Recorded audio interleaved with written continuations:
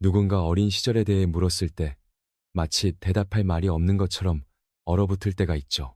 그 시절이 끔찍했다거나 아무 일도 없어서가 아니라 7살에서 17살 사이의 기억 중 15개의 챕터 정도를 통째로 건너뛰어 버렸기 때문일 겁니다. 네.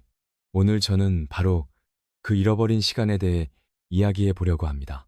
어린 시절이 제때 끝나지 않고 너무 일찍 끝나버리면 생기는 일이 하나 있거든요. 그렇다고 영화에 나올 법한 엄청나게 극적인 순간을 말하는 건 아니에요. 때로는 그보다 훨씬 더 조용하게 찾아오죠.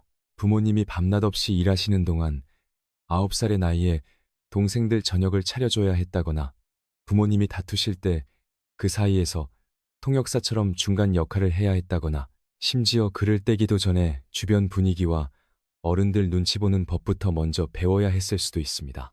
사람들이 잘 이야기하지 않는 사실이 하나 있어요. 너무 빨리 어른이 되어야만 했던 그 시절의 당신의 그 모습은 결코 사라지지 않는다는 겁니다. 그 모습은 바로 지금 이 순간, 당신이 무언가를 결정할 때도 여전히 영향을 미치고 있습니다. 조금 더 이해하기 쉽게 설명해 드릴게요. 여기 8살쯤 된 아이가 하나 있습니다.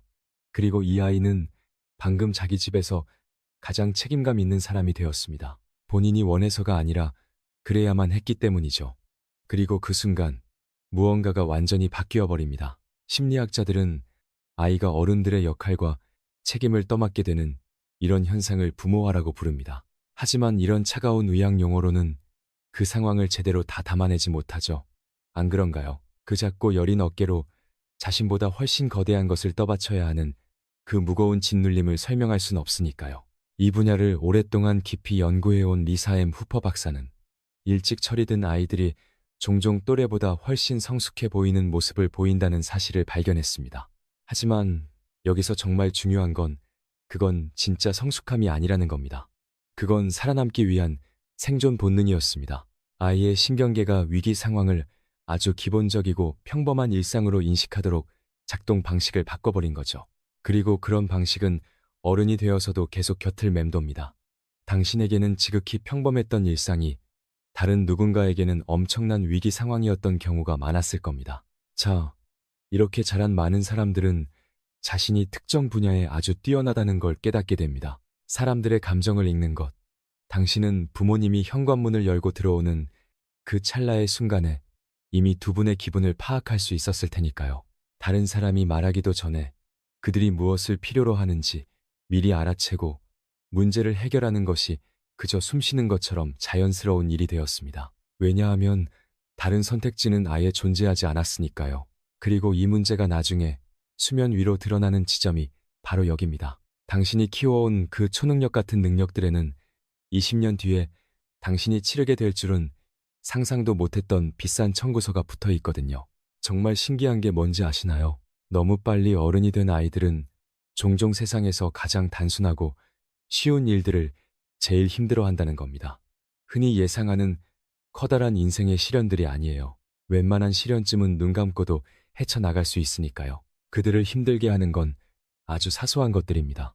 누군가에게 도움을 요청하는 것, 죄책감 없이 편안하게 쉬는 것, 아니면 그저 바보같이 굴거나 아무 걱정 없이 해맑게 웃는 것 말입니다. 그런 행동들은 그들에게 거의 위험천만한 일처럼 느껴지죠. 왜냐하면 당신은 아주 어릴 적부터 세상은 당신을 위해 멈춰주지 않으며 당신이 원하는 건 항상 뒷전이라는 걸 배워버렸기 때문입니다. 일상의 평화는 오로지 당신이 얼마나 잘 버티고 인내하느냐에 달려 있었죠. 당신은 그저 하나의 교훈을 배운 게 아닙니다. 당신은 삶을 살아가는 거대한 운영체제 자체를 그 위에 지어 올린 겁니다. 그리고 그 시스템은 여전히 당신 안에서 돌아가고 있습니다. 이 모습이 어른이 되어서는 어떻게 나타나는지 말씀드릴게요. 종종 이런 분들은 위기 상황이 닥쳤을 때 다른 사람들이 가장 먼저 기대고 의지하는 사람이 됩니다. 언제나 믿음직스러운 사람, 묵묵히 모든 일을 다 처리해내는 사람 말이죠. 그리고 당신은 어딘가 망가지고 고쳐줘야 할 것 같은 사람들에게 끌리게 됩니다. 이렇게 말하면 당신이 구원자 콤플렉스라도 있는 것처럼 들리겠지만 사실은 누군가에게 필요한 존재가 되는 것만이 사랑이라고 느끼기 때문입니다. 당신이 배운 유일한 사랑의 형태가 바로 그것이었으니까요. 인간관계는 점점 더 복잡하고 어려워집니다. 누군가와 가까워지는 건 마치 발가벗겨지는 것 같은 기분이 듭니다. 왜냐하면 약해진다는 건 당신의 어린 시절에는 감히 꿈도 꿀 수 없는 사치였기 때문이죠. 그래서 지금 이 순간 당신이 안전하더라도, 심지어 당신을 진심으로 아껴주는 사람과 함께 있더라도 당신 마음 한구석에는 절대 경계를 풀지 못하는, 아니 스스로 경계를 풀지 않으려는 그 무언가가 남아 있습니다. 어쩌면 감정적으로 교감할 수 없고 늘 거리감을 두는 연인에게 끌리는 당신 자신을 발견할지도 모릅니다. 하지만 그런 자신을 탓하기 전에 이 사실을 먼저 이해해 주세요. 내게 마음을 내어주지 않는 사람을 만날 때 오히려 익숙함을 느낀다는 것을요. 그게 당신에겐 마치 집처럼 편안하게 느껴지기 때문입니다. 왜냐하면 당신에게 집이란 당신이 끝없이 베풀고 내어주기만 해야 했던 곳이었으니까요. 그리고 무언가를 돌려받는 일은 거의 없는 일이었죠. 그래서 누군가 당신에게 변함없는 사랑을 주고 항상 곁에 있어주면 마치 언제 폭탄이 터질지 몰라 불안에 떠는 것처럼 말이죠. 그리고 통제에 대한 문제도 있습니다. 남들을 쥐고 흔들려는 그런 나쁜 의미의 통제욕을 말하는 건 아니에요. 물론 가끔은 그런 식으로 나타날 때도 있겠지만요. 제가 말하는 건 주변의 모든 변수를 직접 통제하고 관리해야만 직성이 풀리는 아주 깊고 원초적인 본능을 말하는 겁니다. 당신에게 예측 불가능하다는 것은 곧 위험과 혼돈을 의미했고 모든 것이 무너져 내리는 것을 뜻했기 때문이죠. 그래서 당신은 끝없이 계획을 세우고, 덧붙이자면 너무 많은 생각에 빠져 삽니다. 아주 사소한 결정을 하나 내릴 때도 머릿속으로 17가지가 넘는 상황들을 시뮬레이션 해보곤 하죠. 사람들은 그런 당신을 보고 완벽주의자라거나 늘 불안해하는 사람이라고 부를지도 모릅니다. 하지만 그들이 실제로 보고 있는 건 경계를 늦추는 순간 끔찍한 대가를 치러야 한다는 걸 배워버린 상처받은 어린아이일 뿐입니다. 참, 당신이 느끼는 그 지독한 피로감은 진짜가 맞습니다. 아무리 잠을 자도 풀리지 않는, 뼛속까지 스며든 그 피로감은 당신이 게으르거나 나약해서 생기는 게 아니에요.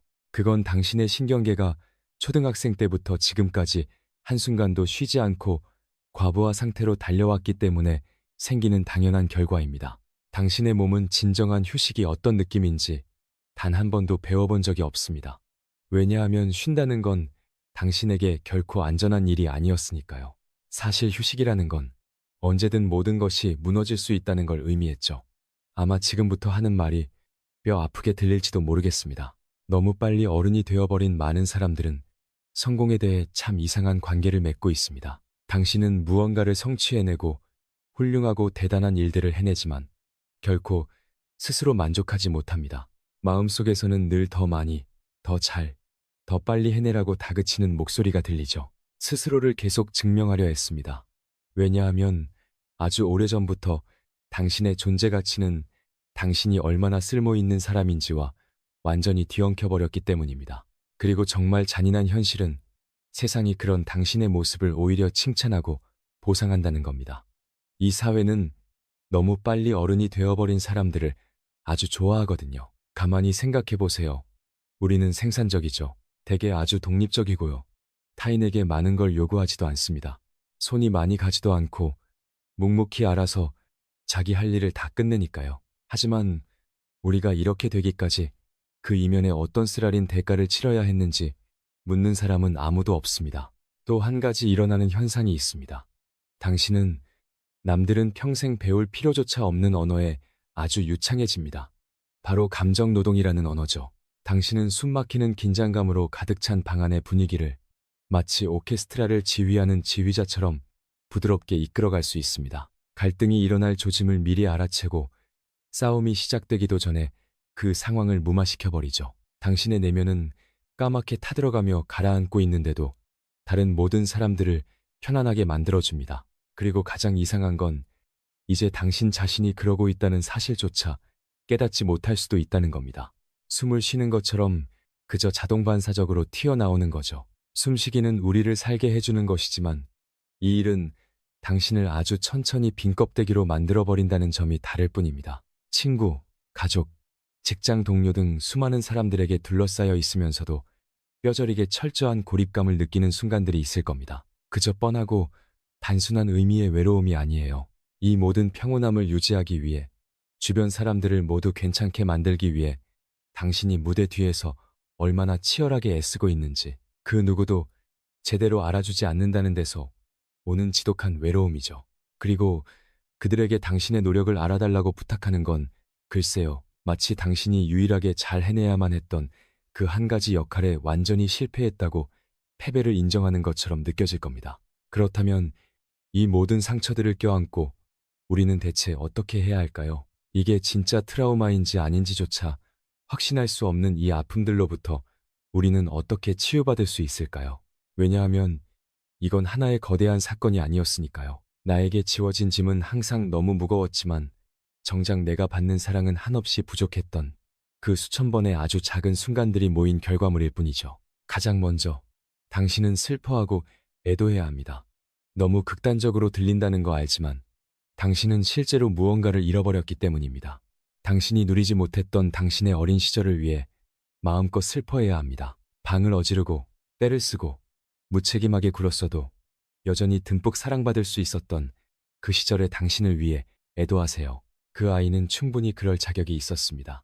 그리고 그걸 소리내어 말한다고 해서 당신이 부모님께 은혜를 모른다거나 속이 좁은 사람이 되는 건 결코 아닙니다. 그건 그저 진실 앞에 당신이 솔직해지는 과정일 뿐입니다. 두 번째로 당신이 배워야 할 것은 아마 이게 가장 힘든 부분일 텐데요. 누군가에게 필요한 사람이 되는 것과 당신 자체가 가치 있는 사람이 되는 건 전혀 다른 문제라는 걸 깨닫는 겁니다. 당신의 가치는 당신이 만들어내는 성과나 다른 사람의 감정을 얼마나 잘 다독이는지로 측정되는 게 아닙니다. 당신은 무언가를 억지로 증명해내야 하는 기계가 아닙니다. 당신은 그저 사람일 뿐이고 그 존재 자체만으로도 이미 충분히 아름답습니다. 당신은 푹 쉬어도 괜찮고 이번 한 번쯤은 모든 정답을 알지 못해도 괜찮습니다. 때로는 엉엉 울며 무너져 내려도 괜찮고 먼저 무언가를 내어주지 않고서도 사랑받을 자격이 있습니다.